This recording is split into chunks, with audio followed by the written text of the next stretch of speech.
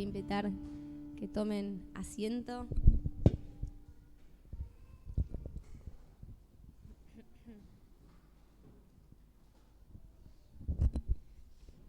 Me van a tener que tener un poquito de paciencia porque tengo todo anotado acá y yo no veo nada. Nada. Así que voy a estar leyendo. Bueno, y vamos a ver Mateo 23, es el capítulo que le sigue a lo que vimos la semana pasada con Yami. Pero antes de empezar a ver Mateo, a mí me gustaría hacer un pequeño paréntesis. Y esto es una de las cosas más importantes por ahí que voy a decir en esta noche. Me parece clave para todo el resto de las cosas que vamos a escuchar. Porque ahora vamos a escuchar algo que Jesús le dijo a los fariseos. Y creo que acá no hay ningún fariseo, ¿o no? ¿Hay algún fariseo? No. Creemos que no hay ningún fariseo. Pero la realidad es que más allá de que este mensaje esté dirigido a fariseos, también está dirigida a su iglesia. Y también podemos hacer una aplicación personal. Y algo que vengo pensando ya hace un par de semanas, que me pasa a mí, porque soy carne, y acá somos todos carne. O sea que probablemente, yo estoy segura, un 90% segura de que nos pasa a todos acá. A veces venimos y escuchamos la palabra de Dios y ya cuando la estamos escuchando es, no, esto no es para mí, esto sí, esto no. O cuando hacen el llamado adelante, no, yo no creo que tenga esto. Yo no. Y ya eso es cerrar la puerta.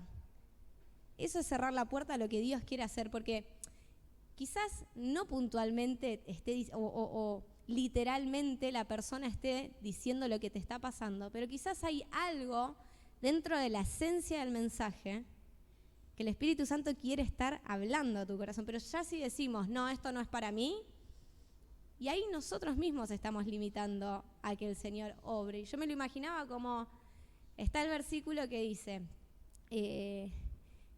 que Él golpea la puerta, y el que le abre, Él entra y cena con Él. Y bueno, ese es el contexto del versículo. Dice, yo estoy a la puerta y llamo, el que abre su puerta yo entraré y cenaré con él, y él conmigo. Pero creo yo que muchas veces lo que hacemos es abrirle la puerta y que Dios entre, y en vez de que Dios, nosotros darle la libertad para que, bueno, esto acá no va, esto acá está de más, mejor sacalo, tiralo porque te ahorra espacio, esto no está bien, esto déjalo. Y en vez de dejarlo a Dios y darle esa libertad para que haga eso y nosotros hacerle caso, es, bueno, entrá. Y Dios viene y dice, ¿y esto? No, nada, esto está acá porque... Y empezamos a poner excusas y empezamos a decirle, bueno, no, esto está... Pero no se ve lindo ahí, dice Jesús, porque Jesús, si Él nos habla, Él no toma la decisión por nosotros. Entonces, pero estaría bueno que lo saques, porque esto te va a limitar para después. No, pasa que, y bueno, y le damos todo un argumento de por qué no sacarlo, en vez de ser dóciles, porque Dios es soberano, porque Dios sabe lo que está hablando a nuestras vidas, y hacerle caso, ¿no? Entonces ponemos excusas y ponemos, no, esto no es para mí, esto no, o por ahí Jesús, digo, ¿no? Imaginándomelo, hay una botella acá ahí. No, porque viste que las botellas no están buenas ponerlas ahí. Ah, sí, pero para algunos. Y yo voy tapándolo, ¿no? Entonces, esa muchas veces es una analogía graciosa, ¿no? Pero eso es muchas veces la actitud que tomamos nosotros cuando recibimos la palabra. En vez de darle a Dios la libertad para decir, bueno, Dios, no sé, no siento que esto tenga algo que ver con mi vida, pero mostrame si hay algo oculto, mostrame si hay algo que no estoy viendo, abrí mis ojos espirituales para poder entender si vos esta palabra estás queriendo hablarla a mi vida. Entonces, esa actitud humilde es lo que permite que Dios haga la obra que tenga que hacer en nosotros, sin limitaciones. Así que este pequeño resumen es para invitarlos a que abran sus corazones, a que abran sus mentes, a que lo inviten a Dios a escudriñar su interior. Bueno, Dios, no sé ¿qué querés hablar con esto? No sé qué tiene que ver los fariseos conmigo, pero quiero ser lo suficientemente dócil para que si hay algo que tiene que ser para mí, yo pueda entenderlo, pueda ponerlo por obra, pueda arrepentirme, pueda presentarlo delante tuyo. ¿Amén? ¿Vamos a tomar esta actitud? Amén. Bueno, vamos a ver el capítulo 23, versículo 1. Ahí está. Y recordemos que el contexto es que Jesús estaba en Jerusalén días antes de la Pascua, o sea que Jerusalén estaba lleno de personas, estaba explotado de personas. Y estaba en el templo, justamente estaba explotado de fariseos el templo. Entonces en esto los fariseos vinieron, como predicaba el otro día Yami, como predicó el pastor el sábado anterior, los fariseos querían venir a probarlo porque el objetivo era que él caiga, que él diga algo que les dé la excusa para ellos poder meterlo a la cárcel o poder condenarlo, todo eso. Ese era el objetivo de los fariseos en este momento. Entonces, después de querer acusarlo y lo que sea y no poder, se metieron en medio de las personas y dice, en el versículo 1, dice, entonces habló Jesús a la gente y a sus discípulos. Jesús empezó hablando a la gente y a sus discípulos, pero en medio de esto estaban los fariseos y Jesús lo sabía. Y dice, versículo 2 al 4, dice, en la cátedra de Moisés se sientan los escribas y los fariseos. Así que todo lo que os diga que guardéis, guardadlo y hacedlo. Mas no hagáis conforme a sus obras, porque dicen y no hacen, porque atan cargas pesadas y difíciles de llevar y las ponen sobre los hombros de los hombres, pero ellos ni con un dedo quieren moverlas. Perdón por la expresión, pero acá Jesús se puso medio picante, porque si sabe que están los fariseos ahí en el medio, y dice, lo que enseñan los fariseos háganlo, pero no hagan lo que dicen porque ellos hacen cualquier cosa. Justo los fariseos estaban buscando, ya de por sí estaban todos ensañados con que vamos a matarlo porque es un blasfemo. Y encima en la cara les está diciendo, ellos no hacen lo que dicen, ellos no son santos, ellos son falsos. Y el primer punto, van a haber 3 puntos de aplicaciones personales que yo quiero destacar, que es, el primer punto que a mí me parece importantísimo, que no tiene nada que ver con el resto del mensaje, pero es muy importante. Me llama la atención cómo Jesús no suavizó el mensaje. O sea, más allá de las consecuencias que iba a haber y que Jesús sabía que iba a haber, Jesús sabía que estaban buscando aprenderlo, más allá de todo, no suavizó el mensaje. Les dijo en la cara lo que les tenía que decir. Y no se los dijo desde la carne, no lo dijo con temor, no lo dijo y después se escondió. Jesús les dijo lo que tenía que decir, porque se había cumplido el tiempo, había un tiempo específico, tampoco es que fue y lo dijo en cualquier momento, ¿no? A mí me pasó el otro día, le contaba a los adolescentes, cuando yo me convertí, al otro día me fui al colegio y le dije, estaba yo toda compungida, porque entendí la gracia y entendí que mis compañeros todavía no conocían la gracia, y yo, todos ustedes se van a ir al infierno, les dije, así a todos. Claro, no sé si fue lo más sabio, en mi ignorancia fue lo que me salió, ¿no? Pero acá Jesús sí lo hizo con sabiduría, lo hizo entendiendo el tiempo y lo hizo entendiendo lo nocivo que era el sistema religioso para el pueblo en ese momento.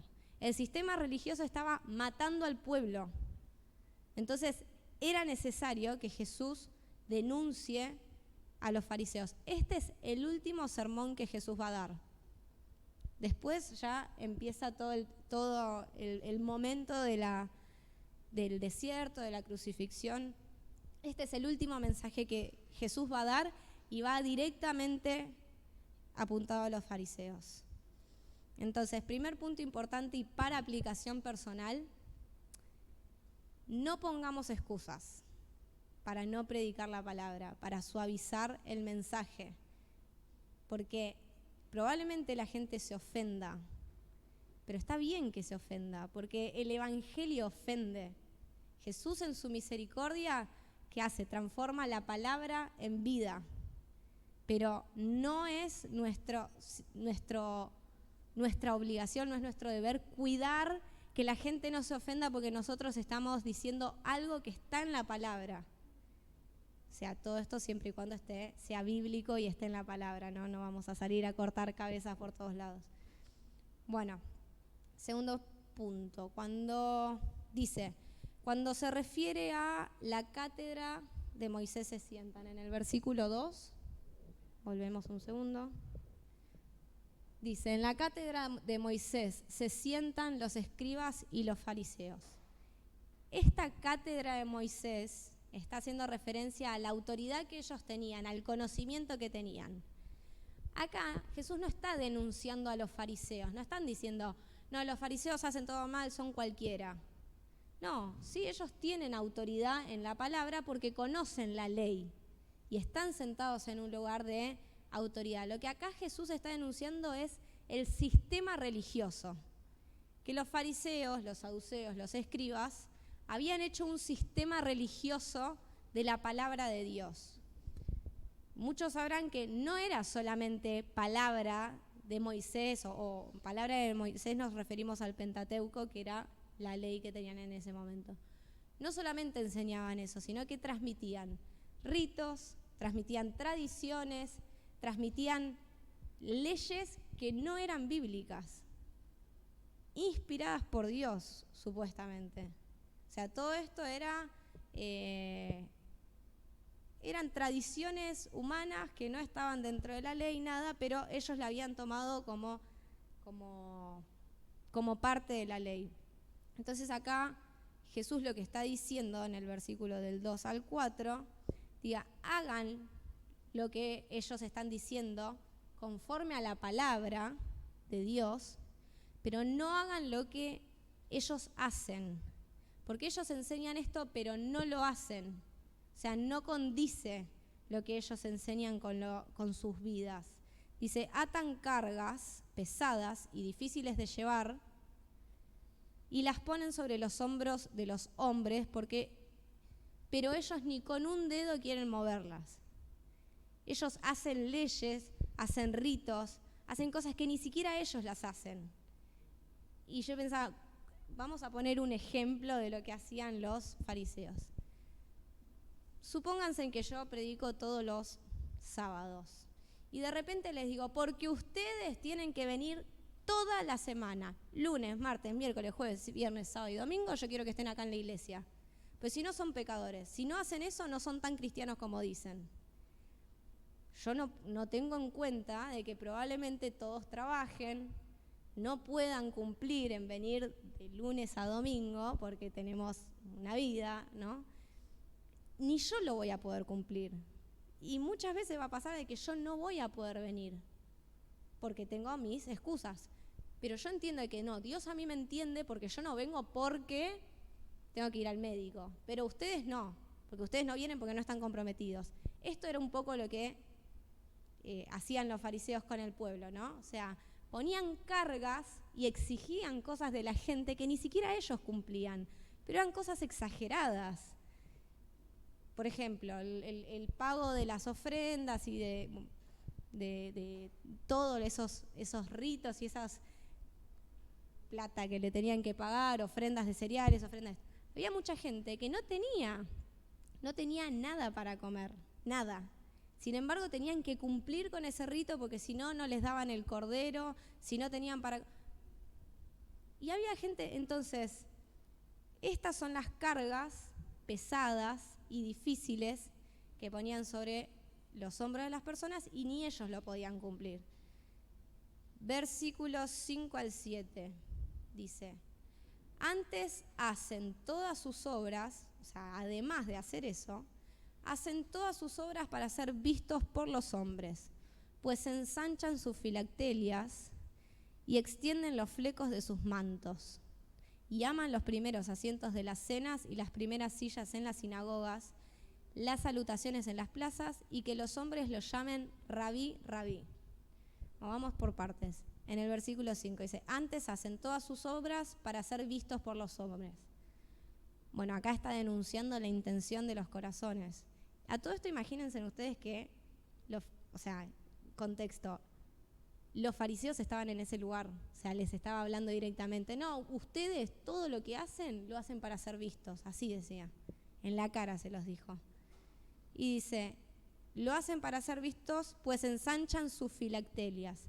Filactelias eran como unas cajitas hechas de cuero que se la ponían literalmente en la cabeza, o sea, como que tenían una caja acá que sobresalía, que tenía versículos, o en ese momento no estaban los versículos, pero tenían partes de la ley de Moisés. Lo tenían acá y lo tenían en el brazo. Y dice, ensanchan sus filactelias y extienden los flecos de sus mantos. Y en los flecos también tenían parte de la ley de Moisés. Entonces, ellos lo tomaron literal de la ley de Moisés, que tenían que tener la ley escrita en su mente y atada en sus manos. Eso decía la ley de Moisés. Entonces lo tomaban literal. Pero lo malo no era que tengan esto. Lo malo es que dice, ensanchan sus filactelias y extienden los flecos.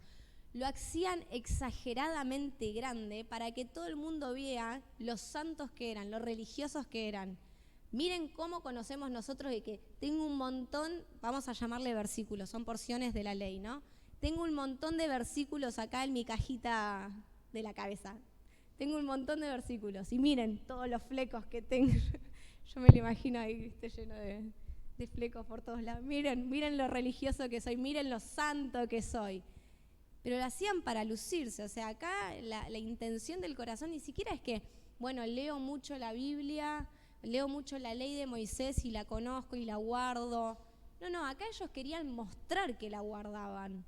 Se aman los primeros asientos en las cenas y las primeras sillas en las sinagogas y las salutaciones en las plazas y que los hombres los llamen rabí, rabí. Esto era lo que ellos querían, esto es lo que ellos buscaban el reconocimiento del pueblo. Ellos querían ser honrados y alabados por el pueblo. Esta era la intención de su corazón. Todo lo que hacían, entonces no lo hacían por Dios realmente, lo estaban haciendo por el reconocimiento, lo estaban haciendo para ellos mismos. Entonces yo me ponía a pensar acá, esta es la segunda aplicación personal. Porque nosotros decimos, ay, estos fariseos que andaban con cajas en la cabeza y con flecos volados para todos lados. Pero no es muy distinto a lo que nosotros muchas veces hacemos. No lo hacemos así porque era otro contexto histórico, era otro sistema religioso, pero muchas veces nosotros dentro de la iglesia también queremos el reconocimiento del resto de la iglesia. Pasa diría que en casi todas las iglesias, si no en todas, que se anhelan los lugares de liderazgo. Es algo que la gran mayoría quiere o piensa que merece, porque cuando yo me convierto y empiezo a conocer a Dios y mi pasión es tan grande y tengo que enseñarle esto a otras personas, a los nuevitos, a los que vienen, y quiero que me reconozcan, y quiero que reconozcan lo que Dios hizo en mí, y quiero que reconozcan lo que Dios puso en mí además. Entonces, no es tan lejano lo que hacían los fariseos de lo que muchas veces nosotros hacemos. Inclusive yo pensaba también que a veces nosotros venimos y mostramos algo o hacemos cosas que quizás realmente no es lo que somos en la intimidad. Porque la integridad es eso, ¿no? La integridad no es lo que nosotros hacemos en público. Bueno, salimos a evangelizar y cada vez que hay una fecha para salir a evangelizar, voy y miren y lo hago. Pero después no evangelizo en lo privado, por ejemplo. Y cuando estoy solo, no voy a entregar un folleto cuando estoy solo. Entonces, eso no es integridad. O, por ejemplo, vengo acá y yo me puedo adorar todo y puedo saltar y puedo hacer todo lo que me digan y parecer la cristiana más entregada del mundo. Pero llego a mi casa y estoy enojada y insulto y después si en mi trabajo no tengo ningún tipo de distinción con mis compañeros. Entonces, esto es un poco lo que hacían los fariseos y lo que nos pasa a nosotros muchas veces. Cuando no condice lo que nosotros hacemos o queremos mostrar de lo que realmente nosotros somos en lo privado, ¿no? Así que esta es la segunda aplicación personal. Analicemos realmente si las cosas que hacemos lo estamos haciendo con la intención correcta. Yo no digo que no hay que salir a evangelizar, que no tengamos que adorar con todo nuestro corazón, o que si tenemos fallas de nuestro carácter en el día a día, entonces nos tenemos que venir y nos tenemos que quedar en el molde porque soy pecadora, ¿no? Pero que la intención del corazón no sea mostrar a otros algo que realmente no hay. ¿Sí? Vamos con el versículo 8 al 11. Pero vosotros no queráis que os llamen rabí, esto se lo está diciendo a sus discípulos, a la gente. Ustedes no busquen que los llamen rabí, porque uno es vuestro maestro, el Cristo, y todos vosotros sois hermanos.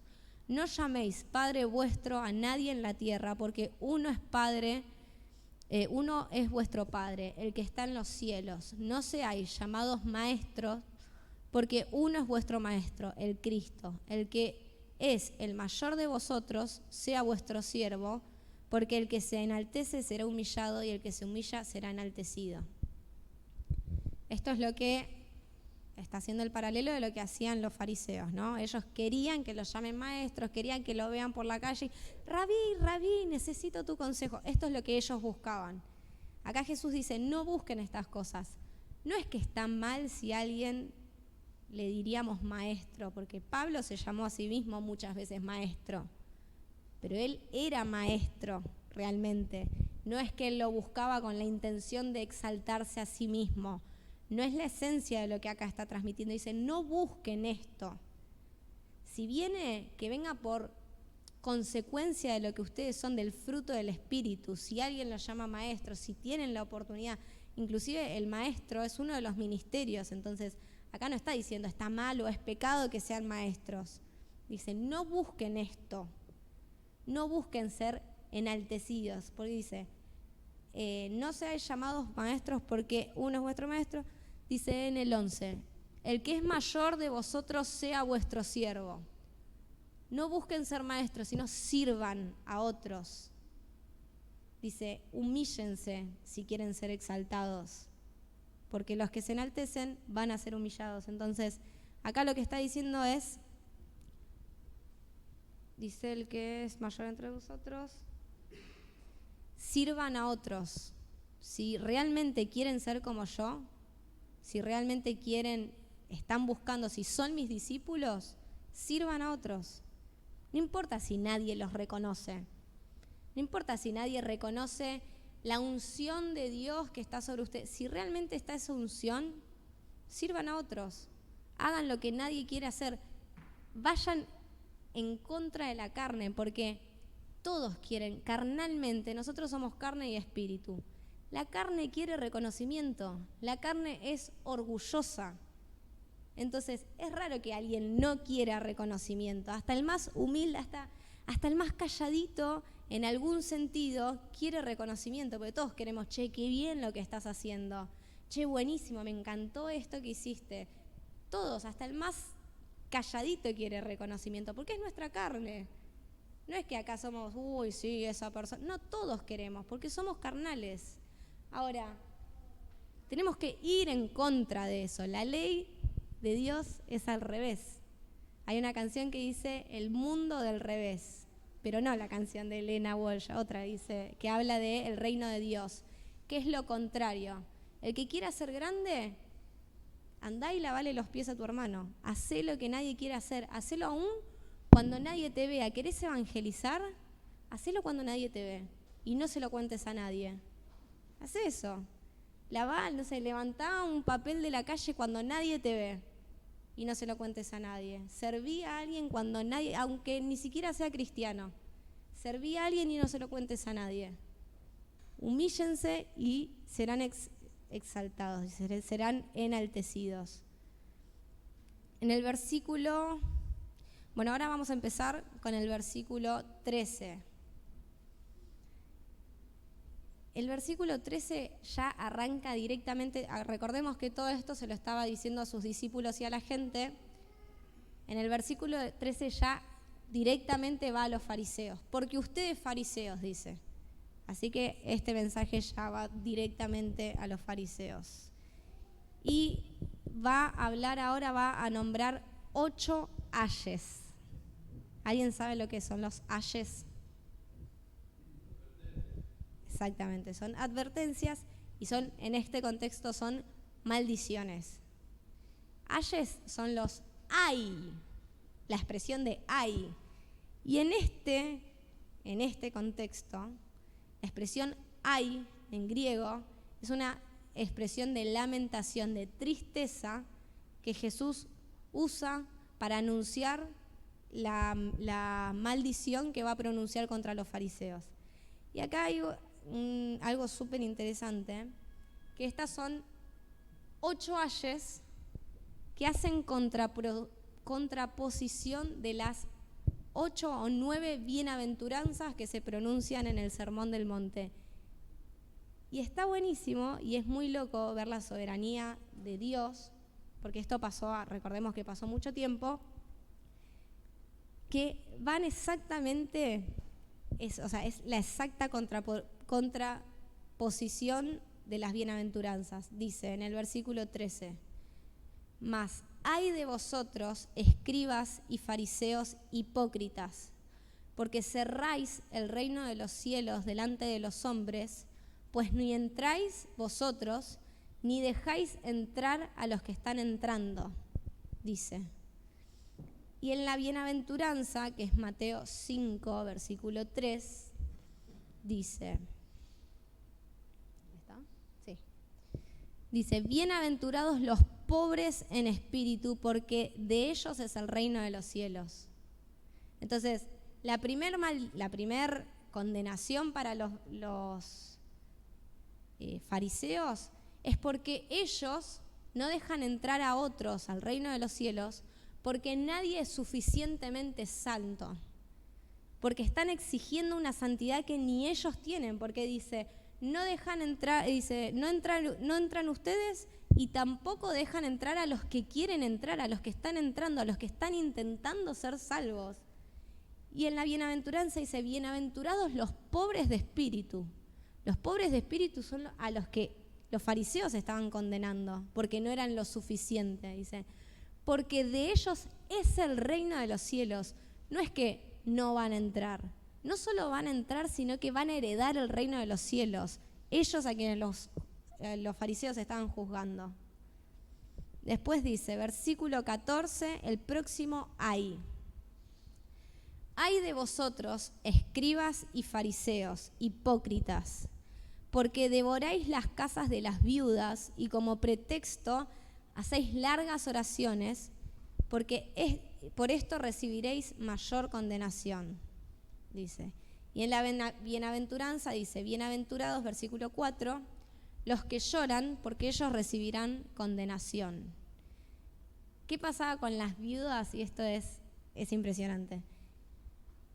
Dice que los fariseos, cuando había una viuda, iban a la casa a orar por la viuda, a consolarla supuestamente, ¿no? A orar por consuelo para la viuda. Pero iban y dice, porque devoráis las casas de la viuda y como pretexto hacen largas oraciones. ¿Qué hacían? Los fariseos iban y oraban por las viudas y oraban largas oraciones, con el pretexto de ver qué había dejado el marido de la viuda para pedírselo. Cualquiera hacían. O sea, iban y empezaban a orar por la viuda. No oraban por consuelo. Supuestamente sí, ¿no? Pero no estaban orando realmente por consuelo. Estaban orando para chusmear a ver qué hay, qué me puedo llevar. Y cuando terminaba, ay, gracias, la viuda, ¿no? Gracias por venir. Sí, bueno, ¿sabes qué estoy necesitando? Una remerita, sí, hacer unas cacerolas. Ay, sí, llévate. Era tradición que cada vez que se iban, se llevaban algo, ¿no? Entonces, pero miren, y acá Jesús lo está exponiendo, dice, porque devoráis las casas de las viudas. Como pretexto hacen largas oraciones, por eso recibirán mayor condenación, porque usan el nombre, o sea, entendemos que no les importaba a Dios directamente, lo usaban, todo era para su propio beneficio. Y acá en el versículo 4 de Mateo dice, bienaventurados los que lloran, porque ellos recibirán consolación. Entonces, a todas esas personas que ustedes no consolaron, a todas esas personas de las que ustedes se aprovecharon, ellos van a recibir consolación de parte de Dios. Versículo 15. Ay de vosotros, escribas y fariseos hipócritas, porque recorréis mar y tierra para hacer un prosélito, y una vez hecho lo hacéis 2 veces más hijo del infierno que vosotros. Y después dice en el versículo 5 de Mateo, bienaventurados los mansos, porque ellos recibirán la tierra por heredad. Un paréntesis que a mí personalmente me llamó mucho la atención. Estas bienaventuranzas tienen mucha distancia desde que se predicó las bienaventuranzas hasta las condenas para los fariseos. Y estos fueron relatos que mucho después se hicieron parte de la Biblia, los libros se canonizaron, se dividieron por capítulos, versículos, ¿no? Yo no sé si lo hicieron intencionalmente o no, pero el primer ay es el versículo 13 y la primera bienaventuranza es el versículo 3. El segundo ay es versículo 14 y la segunda bienaventuranza es versículo 4. O sea, como coincide todo perfectamente. Bueno, volvemos. Ese era un paréntesis para ver la perfección y soberanía de Jesús, ¿no? Bueno, dice, ay de vosotros, escribas y fariseos, recorren mar y tierra buscando un prosélito. Un prosélito era un seguidor, alguien que quiere y que pueda llegar a cumplir sus normas y sus estándares de santidad. Y cuando lo consiguen, porque no era normal que una persona quisiera, porque estamos hablando de que era demasiado difícil llegar a sus estándares, y cuando lo dice, y una vez hecho lo hacen 2 veces más merecedores del infierno. Una vez que encuentran a una persona, la hacen más merecedora del infierno, dice. Bien, y después dice, bienaventurados los mansos, porque ellos recibirán la tierra por heredad. Dice, los mansos, los que sí quieren, y dice, recibirán la tierra por heredad. Ellos dice, recorrían cielo, mar, tierra, o sea, recorrían todo buscando y les costaba conseguir. Un comentario bíblico decía eso, no era fácil conseguir para ellos un prosélito.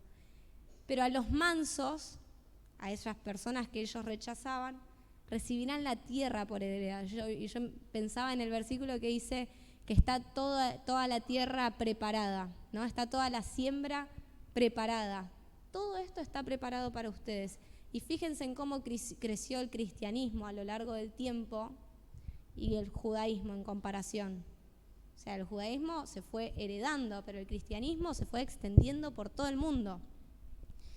Después en el versículo 16 al 22 dice, ay de vosotros guías ciegos que decís, si alguno jura por el templo no es nada, pero si jura por el oro del templo es deudor. Insensatos y ciegos, ¿por qué? ¿Cuál es mayor, el oro o el templo que santifica el oro? También decís, si alguno jura por el altar no es nada, pero si jura por la ofrenda que está sobre el altar es deudor. Necios y ciegos, porque ¿cuál es mayor, la ofrenda o el altar que santifica la ofrenda? Pues el que jura por el altar jura por él y por todo lo que está sobre él. El que jura por el templo jura por él y por el que él lo habita. El que jura por el cielo jura por el trono de Dios y por aquel que está sentado en él. Y dice en el versículo 6 de las bienaventuranzas, dice, bienaventurados los que tienen hambre y sed de justicia, porque ellos serán saciados. Acá la ley de Moisés decía que no juren por Dios, pero ellos usaban esto, dice, si alguno jura por el templo no es nada, pero si jura por el oro del templo es deudor. Usaban las cosas del templo. Bueno, no juren por el templo porque es de Dios, pero juren por el oro del templo. Y ustedes sabían que los que juraban por el oro del templo tenían una condena, o sea, tenían que después, si no cumplían su pacto, tenían que ir y pagarle a los fariseos. Entonces, dice, si quieren jurar por el altar, bueno, juren, no pasa nada, o sea, no es que no se podía. No tenían condenación, no tenían que pagar nada, no tenían que hacer nada si juraban y no cumplían. Pero si juraban por el oro, ahí sí, ahí cumplan, porque si no van a tener que venir y nos van a tener que pagar. O sea, la mentira estaba justificada siempre y cuando a ellos les devuelvan algo. En el sentido de decir, si es por el oro del templo, cumplí, o si no, pagame. O sea, juren en ese sentido. Si no, si querés jurar de mentira, hacelo. Pero hacelo por el altar. Y el altar era lo más importante, inclusive. Y acá está diciendo en las bienaventuranzas, los que tienen hambre y sed de justicia, los que realmente les importa la justicia. Porque evidentemente a los fariseos no les importaba lo que era justo. Importaba recibir algo del juramento. Querían algún tipo de devolución, ¿no? Pero para los que realmente quieren justicia, para los que realmente quieren que su sí sea sí, su no sea no, para los que quieren que las cosas se cumplan como deben, dice, ellos serán saciados. Y acá justamente se está haciendo justicia, porque acá Jesús está condenando inclusive la hipocresía de los fariseos. Entonces, realmente se está haciendo justicia, realmente Dios es un Dios justo. Versículo 23 al 24 dice, ay de vosotros escribas y fariseos hipócritas, porque diezman la menta, el eneldo y el comino, y dejáis lo más importante de la ley, la justicia, la misericordia y la fe. Esto es necesario hacer sin dejar de hacer aquello. Guía ciego, que coláis el mosquito y tragás el camello. Y en las bienaventuranzas, versículo 7, dice, bienaventurados los misericordiosos, porque ellos alcanzarán misericordia. Acá que está diciéndole Jesús. Primeramente, dice, diezmáis, y menciona la menta, el eneldo y el comino, porque eran hierbas. Lo que se solía diezmar no era la hierba, era el fruto del campo, era las semillas, las frutas, verduras, no las hierbas, que las hierbas no tenían muy poco valor. Pero de todas formas dice, dejás lo más importante de la ley. Lo más importante de la ley ni siquiera es las frutas, la verdura o las cosas que tienen más peso monetario. Las cosas más importantes son la justicia, la misericordia y la fe. Diezman, hacen todo lo que tienen que hacer rigurosamente, dan el 10%, dice que las semillas las contaban, o sea, las semillitas como la semilla de mostaza, las contaban y daban exactamente el 10%. Pero en cuanto a la justicia, la misericordia y la fe, que era lo más importante, en eso no se meten. Y acá en las bienaventuranzas, bienaventurados los misericordiosos, los que no son como los fariseos, porque ellos alcanzarán misericordia. Después en el versículo 25 al 26. Ay de vosotros, escribas y fariseos, hipócritas, porque limpiáis lo de afuera del vaso y del plato, pero por dentro están llenos de robos e injusticias. Fariseos ciegos, limpia primero lo de adentro del vaso y del plato, para que también lo de afuera sea limpio. Y en la bienaventuranza dice, bienaventurados los de limpio corazón, porque ellos verán a Dios. Nos damos cuenta, ¿no?, cómo son exactamente la contraposición, o sea, van inclusive en orden. Dice, acá está denunciando de que ustedes por fuera hacen todo lo que tienen que hacer, lucen muy lindo, pero por adentro están podridos. ¿De qué sirve eso? ¿De qué sirve un vaso que por afuera se vea excelente, pero por adentro esté sucio? ¿Quién va a querer tomar de eso? Nadie, no sirve. Pero los de limpio corazón verán a Dios. No importa todos sus esfuerzos por fuera estar lindo, porque su corazón está sucio. no está sirviendo de nada. Todo ese sistema religioso que ustedes están usando para justificarse no está sirviendo de nada, le está diciendo. Versículo 27. Ay de vosotros, escribas y fariseos hipócritas, porque sois semejante a sepulcros blanqueados, que por fuera, a la verdad, se muestran hermosos, mas por dentro están llenos de huesos muertos y de toda inmundicia. Así también vosotros por fuera, a la verdad, os mostrás justos a los hombres, pero por dentro están llenos de hipocresía e iniquidad. Es tremendo esto, porque ellos eran la imagen de la santidad dentro del pueblo de Israel. Ellos eran la imagen visible de Dios, supuestamente, para todos los judíos, para todo el pueblo de Israel. Y acá Dios les está diciendo, no son nada más que tumbas exteriormente lindas, pero por dentro están muertos. No importa cuánto pintes a la tumba por fuera, por dentro están muertos. Y en las bienaventuranzas dice, bienaventurados los pacificadores, porque ellos serán llamados hijos de Dios. Y acá, en los versículos que acabamos de leer, vemos que no solamente no son llamados hijos de Dios, a pesar que cumplen a rajatabla su propio sistema religioso, sino que Jesús les dijo que son sepulcros, que son huesos muertos, inmundos, hipócritas, inicuos. No solo no son llamados pacificadores ni hijos de Dios, son llamados todas estas cosas. Y no era ni siquiera porque mataban a personas o porque hacían cosas exageradamente, sino porque usaban un sistema religioso para justificarse. Porque en su propia ley ellos eran,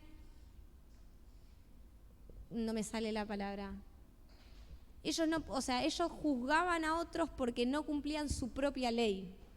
Ellos eran intachables en su propia ley, pero en la suya, no en la que Dios, no en el, dice, misericordia quiero y no sacrificios. Internamente y en la esencia de la ley, no tienen nada, están secos, están muertos, dice. Dice versículo 29, ay de vosotros, escribas y fariseos hipócritas, porque edificáis los sepulcros de los profetas y adornáis los monumentos de los justos, y decís, si hubiésemos vivido en los días de vuestros padres, de nuestros padres, no hubiéramos sido sus cómplices en la sangre de los profetas. Así que dais testimonio contra vosotros mismos de que sois hijos de aquellos que mataron a los profetas. Vosotros también llenad la medida de vuestros padres. Serpiente, generación de víboras, ¿cómo escaparéis de la condenación del infierno? Es fuertísimo lo que dice acá. En los versículos de las bienaventuranzas dice, bienaventurados los que padecen persecución por causa de la justicia, porque de ellos es el reino de los cielos. Bienaventurados sois cuando por mi causa os vituperen y os persigan y digan toda clase de maldad contra vosotros. Y acá Jesús está recordando a todos los profetas que ellos persiguieron. Quizás no ellos puntualmente, pero sí sus padres. Está diciendo, esto es algo que se repite hace mucho tiempo. Mataron, ustedes no lograron discernir a todos los profetas y los mataron. Y ahora a esos profetas que sus padres mataron les hacen monumentos y los decoran y van y los reconocen como profetas, pero está acá el Hijo de Dios y están buscando matarlo. Entonces ustedes se jactan de que no, nuestros antepasados no se dieron cuenta, pero nosotros somos distintos. Dice, nosotros somos más rectos que nuestros antepasados. Pero ellos, a diferencia de sus antepasados, están por matar al Hijo de Dios, al Mesías que estaban esperando. Sus antepasados mataron a profetas, pero ellos estaban por matar al Hijo de Dios. Entonces dice, así que ustedes mismos están dando testimonio contra ustedes de que son hijos de aquellos que mataron a los profetas. Vosotros también llenad la medida de vuestros padres. Esto, cuando dice llenad la medida de vuestros padres, está diciendo terminen lo que empezaron sus padres. Terminen de hacerlo, ya está, Jesús acá se está entregando directamente. Ustedes quieren matarme, ustedes quieren hacer lo que hicieron con los profetas, háganlo, terminen lo que hicieron. Y después dice en el 34, por tanto, he aquí, yo os envío profetas, sabios y escribas, de ellos a unos mataréis y crucificaréis, y a otros azotaréis en vuestras sinagogas y perseguiréis de ciudad en ciudad. O sea, van a hacer exactamente lo mismo. Lo mismo que hicieron sus padres, el mismo error, ustedes lo van a volver a hacer, porque no quieren ver. Y a esto es a lo que yo me refería en un principio cuando digo, muchas veces viene la palabra de Dios, nos habla puntualmente y nosotros, no, esto no es para mí, esto debe ser para otro. Acá Jesús estaba directamente apuntando contra ellos, diciendo, ustedes, o sea, toda esa generación anterior a ustedes, mataron a todos sus profetas y ahora me están por matar a mí. Y ellos no lograban, aunque era tan claro, no lograban ver que les estaba hablando a ellos, que estaban equivocados, que estaban por matar al Mesías, a esa persona que estaban esperando. Y dice, bueno, acá está dando una profecía en el versículo 34. Está diciendo, voy a enviar profetas, sabios, escribas, los van a matar, los van a azotar en las sinagogas, los van a crucificar, los van a perseguir. Esto se cumplió inmediatamente después de la resurrección de Cristo. Cuando la iglesia comenzó a extenderse, los fariseos, recordemos que Pablo era uno de estos fariseos que perseguía y mataba a cristianos. Entonces, esta profecía fue cumplida casi inmediatamente. Versículo 35.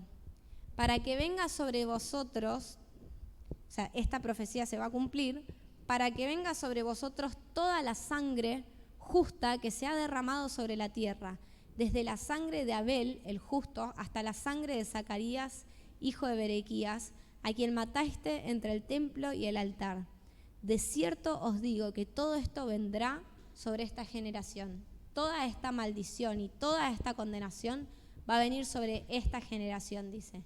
Y esa generación que terminó de matar al Mesías fue la que vio caer el templo de Dios y la ciudad de Jerusalén. Años después, la ciudad fue completamente destruida y el templo fue incendiado. Y esta fue la generación que vio eso. Y algo que me llama muchísimo la atención, eso está más adelante. Dice, versículo 37 y 39, y ya casi terminamos. Jerusalén, Jerusalén, que matas a los profetas. Acá termina los ayes. En el versículo 36 termina los ayes, termina la condenación. Y acá empieza Jesús a dar el final del sermón. Dice, Jerusalén, Jerusalén, que matas a los profetas y apedreas a los que te son enviados. ¿Cuántas veces quise juntar a tus hijos como las gallinas juntan a sus polluelos debajo de las alas y no quisiste? He aquí, vuestra casa os es dejada desierta, porque os digo que desde ahora no me veréis hasta que diga, bendito el que viene en el nombre del Señor. Y acá lo que acabamos de leer, todos los ayes, parece que Jesús estaba muy enojado, casi como si Jesús los odiara. Pues dice, ustedes, generación de hipócritas, porque en cada había un hipócrita, fariseos ciegos, fariseos hipócritas, ustedes que hacen esto, generación de víboras. Pero acá estamos viendo de que Jesús tuvo tanta misericordia de todas estas personas. Dios tuvo tanta misericordia de los fariseos. Dice, la sangre de Abel, el justo, Abel fue la primera muerte que aparece en la Biblia, hasta Zacarías, que fue el último profeta registrado que murió. Todas, ¿cuántas veces te tuve misericordia? ¿A cuántos te tuve que enviar? ¿Se acuerdan que hace poquito vimos la parábola del señor que tenía un campo y enviaba a personas a que cuidaran el campo y que los viñadores mataban a cada una de esas personas y terminó mandando a su hijo y mataron a su hijo? Esto es lo que hizo el pueblo por años, por 3000 años más o menos hicieron esto, desde Abel hasta Zacarías, hasta Cristo, que fue el último. Entonces, ¿cuánta misericordia le tuvo Dios para llegar a este punto de decirle hipócritas? Dice, ¿cuántas veces quise juntar a tus hijos como las gallinas juntan a sus polluelos debajo de sus alas? Con ese amor, con esa ternura, como una gallina, con amor junta a sus polluelos, y no quisiste. No te estoy condenando yo, te estás condenando vos. Ustedes no quisieron escuchar. ¿Cuántas veces les hablé y ustedes no quisieron escuchar? ¿Cuántas veces denuncié? ¿Cuántas veces les mostré? ¿Cuántas personas mandé? ¿Cuántos profetas mandé para que les dijeran cuáles eran las consecuencias de su pecado y no quisieron escuchar? Dice, he aquí vuestra casa os es dejada desierta. Este os es dejada desierta es porque Jesús estaba en el templo y cuando Jesús se retiraba con él la gloria de Dios. Ese templo en donde fue inundado por la gloria de Dios, en la visión me parece que era del profeta Ezequiel, dice que corría un río desde adentro del templo, el templo estaba lleno de la gloria de Dios. Pero ustedes y su corazón fue tan duro, se endurecieron de tal manera a mi voz, que yo me voy, el Hijo de Dios, el Mesías que estaban esperando, se va, y con él se va la gloria de Dios, y con él queda el desierto vacío, queda el templo vacío. Me retiro, me rechazaron, ustedes me rechazaron, yo no me voy, yo no les saco, ustedes no lo quisieron. Porque os digo que desde ahora no me veréis hasta que digáis, bendito el que viene en nombre del Señor. O sea, no me van a volver a ver hasta que Cristo vuelva. Y fíjense en que es algo que hasta el día realmente es así para los judíos. Hasta el día de hoy es una religión muerta, básicamente. Dice que cuando Cristo venga, ellos van a recibir entendimiento. Y luego de esto Jesús muere crucificado, ¿no? Y siempre hablamos de la gracia. ¿Por qué Jesús los está condenando ahora si después va a morir por el pecado del mundo? Pero nosotros vemos en la Biblia que dice que hay un pecado imperdonable, que es la blasfemia contra el Espíritu Santo, ¿no? Y acá los fariseos estaban blasfemando contra Cristo mismo directamente. Se endurecieron de tal, la blasfemia contra el Espíritu Santo es, te endureces de tal manera, desoís la voz de Dios de tal manera en la que ya no es que Dios no te habla más, vos no querés escuchar, no, vos cerrás tu corazón, vos no permitís que el Espíritu Santo siga liberando esa vida que tiene. Y esto es lo que hicieron los fariseos, se endurecieron de tal manera en la que no lograron ni siquiera ver que estaban matando al Hijo de Dios. Y con esto ya concluimos y es el último punto, la última aplicación personal, que nosotros vemos a los fariseos y ¡ay, mirá lo que hacen!, ¿no? Qué terrible, cómo se endurecieron a la voz de Dios. Pero muchas veces nosotros tenemos la misma actitud, quizás no tan exagerada, pero muchas veces nosotros cumplimos normas, cumplimos preceptos, hacemos esto sí, esto no, pero nos falta misericordia, pero juzgamos a otros, pero le ponemos carga a otros, no, porque vos tenés que hacer esto, y capaz que ni siquiera nosotros lo hacemos. O hacemos un montón de cosas dentro de la iglesia, pero estamos llenos de pecados por adentro. O venimos y estamos, pero sabemos que estamos muertos espiritualmente por dentro. Y nos pasa, y pasa esto dentro de la iglesia. Ahora, esto a Jesús, a los fariseos, ya los estaba condenando. Pero a nosotros no nos condena porque está la gracia de Dios, ¿no? Está la gracia y la misericordia que siempre decimos que se renueva cada mañana. Pero sí a mí me gustaría que que podamos entender este último versículo cuando dice: ¿cuántas veces quise juntar a tus hijos, pero ustedes no quisieron? ¿Cuántas veces los llamé? ¿Cuántas veces les hablé? ¿Cuántas veces quise traerlos y ustedes no quisieron?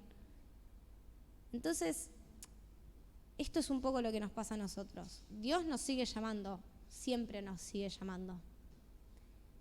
Que en nuestro corazón no se endurezca tanto que ya no podamos oír la voz del Espíritu Santo.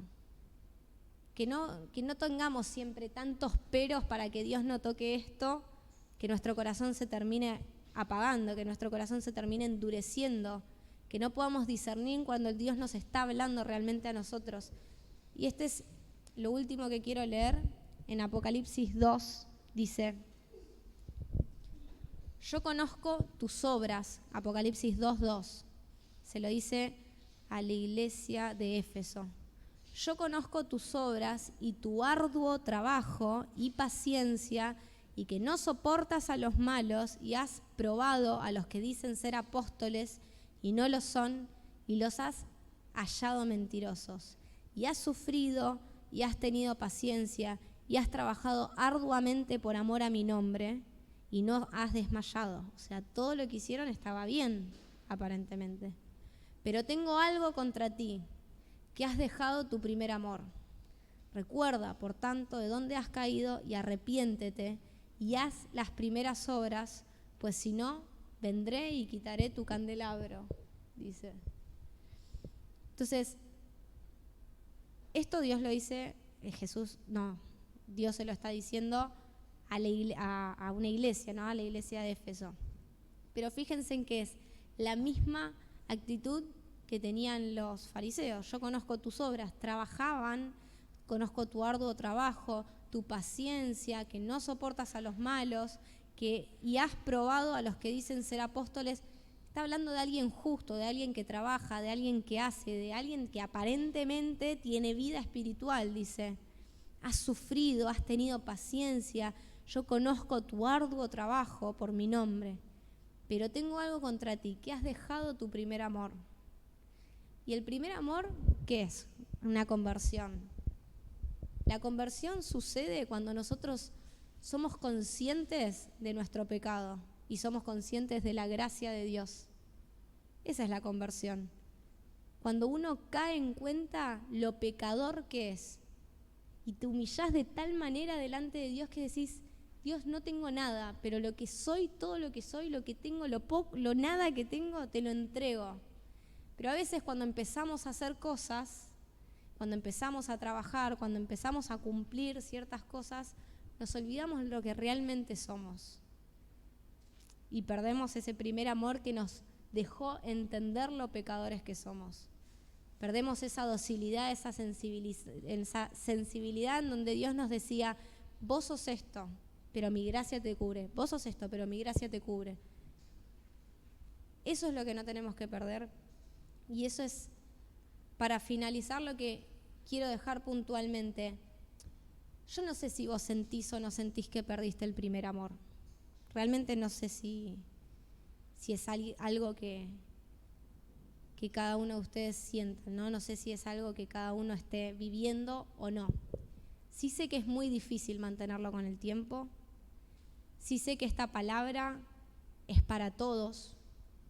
Sí sé que Dios tiene algo puntualmente para cada uno de nosotros. Entonces, a mí me gustaría que tomemos un momento ahora para meditar en la palabra de Dios, para meditar en los 3 puntos que hablamos. ¿Realmente estamos predicando la palabra de Dios sin suavizar el mensaje? ¿Estamos cumpliendo el propósito de Dios? ¿Estamos aprovechando cada momento, entendiendo que hay almas en juego? El punto número 2, ¿estamos buscando reconocimiento de algún tipo? Las cosas que estamos haciendo son de todo corazón para Dios. Lo que hacemos, ya el simple hecho de venir acá, ¿lo estamos haciendo por alguien? ¿Lo estamos haciendo para algo? ¿Lo estamos haciendo porque entendemos que necesitamos a Dios? Que Dios está en este lugar y que es digno de ser adorado. ¿Por qué lo hacemos? ¿Cuáles son las intenciones de nuestro corazón? Y lo último es, ¿estás vivo? ¿Estamos vivos? ¿Realmente estamos en el primer amor? ¿Estamos todavía en el primer amor? ¿Tenemos la docilidad para que Dios nos hable y nos marque lo que sea y nosotros simplemente por amor a Cristo tomarlo y decir, sí, ¿sabes qué? Esto está mal, lo saco. Y esto está mal, sí, también lo saco. Y a mí esto me encanta, pero ¿no te gusta? Bueno, entonces, ¿tenemos esa docilidad o la perdimos y la excusamos con muchas buenas obras y con mucha actividad y con mucho compromiso? Entonces, a mí me gustaría que podamos meditar un poquito en esto, en qué es lo que vos querés hablar, Dios, a mi vida, qué es lo que no estoy haciendo, qué es lo que no puedo ver. Simplemente decir, Señor, abrí mis ojos, haceme entender tu palabra, haceme entender en qué cosas estoy fallando, haceme entender si más allá de todas las actividades perdí lo más importante, que es la pasión por vos. Vamos a orar.